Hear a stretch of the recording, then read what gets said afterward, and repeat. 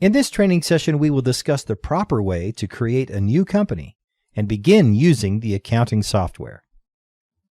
First, let's talk about how your accounting software and your company financial information are stored on the computer.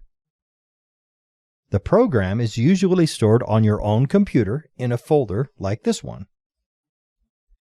In this lesson, we'll refer to these as your program files. The financial information for your company is contained in a group of files that all reside in the same folder on the hard disk drive. In this lesson, we'll refer to these as your data files. This folder can be on your own computer or on a separate computer called a file server. You can store more than one company's data files for access by your accounting program. Each company's set of data files will reside in a separate folder. To create a new company, we must create a new folder and place a new set of data files inside of it. The software can automate the step of creating the folder, or you can create one using Windows Explorer. For our demonstration, we won't create the new folder using Explorer. Instead, we will let the software automatically create the folder in a minute or so. Let's start the program and create a new company with data files in a folder located on the hard disk drive of our own computer. First, we run the software from the desktop icon. When the login screen comes into view, we click on this Browse button. Here is a list of folders where company data files have already been created. We'll create our new company by clicking the Add a Company button. Now we provide a company ID.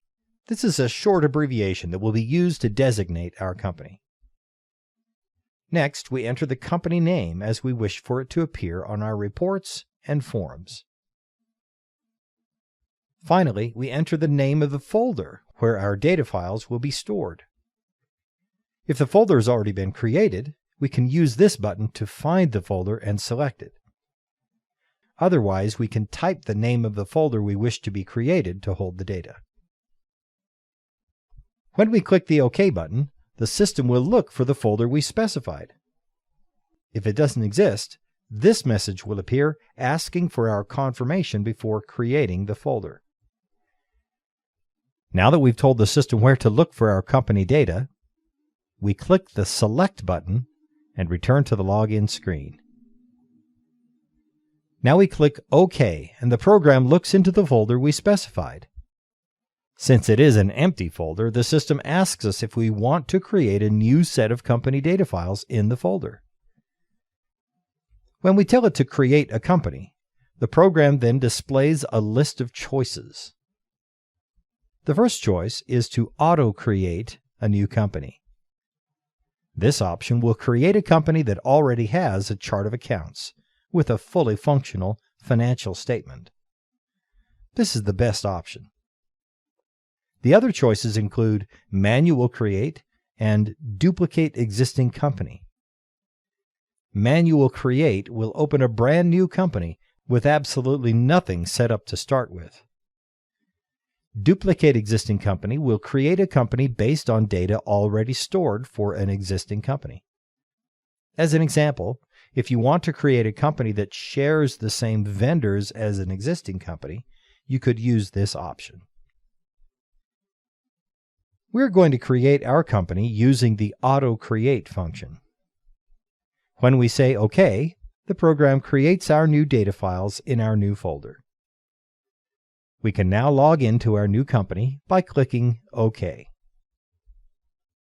The system will ask for a username and a password.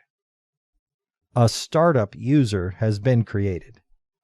You can select this user as is, or you can edit the user to reflect your own identity. To change the attributes of this user, click the Change button. If the program asks for a system password, try the word System. This is the default password when the program is shipped. You can change this password later for security purposes. Now enter your initials and your full name and optionally an email address and a login password. Now we can finish logging in to our new company. Now that we have successfully created a new company, we can begin entering accounting information using the New Company Startup Wizard. For more information on this process, review the training session on using the New Company Startup Wizard. This ends this training session on creating a new company.